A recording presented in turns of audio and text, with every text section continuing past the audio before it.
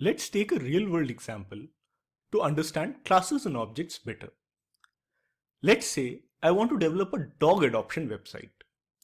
In order to build this website, I need to model dogs, a real-world entity, into my software. Let's focus on how we can represent a dog using classes and objects for our dog adoption website. Here we have pictures of 3 different dogs. Take a moment to figure out the differences between these dogs.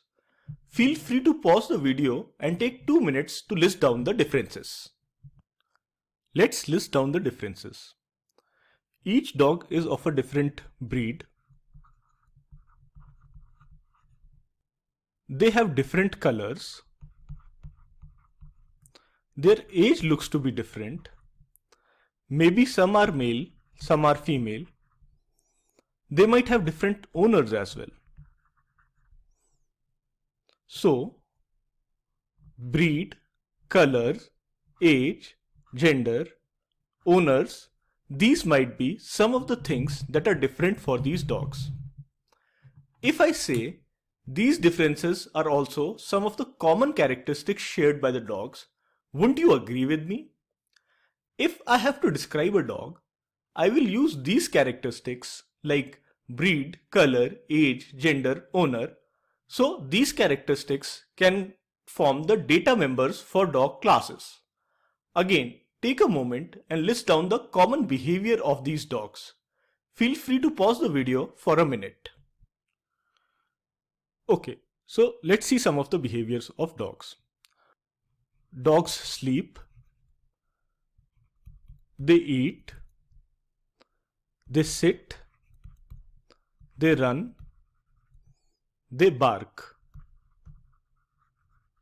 These common behaviors can be the functions or methods of dog class. So far, we have a dog class, its characteristics, which are the data members, its behaviors, which are the methods. Now, for different values of data members, you will get different dog objects. Since the data elements of an object can vary, each object of the same type may have different data but will have the same functionality as defined in the methods. So, the first dog can be a female white American Eskimo who is 6 years old and is Krish's pet. The second dog can be a male black French bulldog who is 4 years old and is Avni's pet. But both the French bulldog and American Eskimo have the same behaviors, as in they both eat, sleep, sit, run, bark, etc. Now that we have developed some basic understanding about classes and objects, let's try to understand why classes are considered object factories. A class has the complete description of the data elements the object will contain, the methods the object can do, the way these data elements and methods can be accessed. How will I get an object of a class? To get an object, I tell the class that I want a new object of this type. Given the values of the characteristics, a class knows how to create an object of itself. It will check if all the characteristics required to create the object have been specified. All characteristics are valid. Then it will go ahead and create an object of the class, setting its initial state to the value of the characteristics specified. This is similar to what happens in a factory. Consider a car factory. There will be one design of a car based on which many cars of different colors will be manufactured.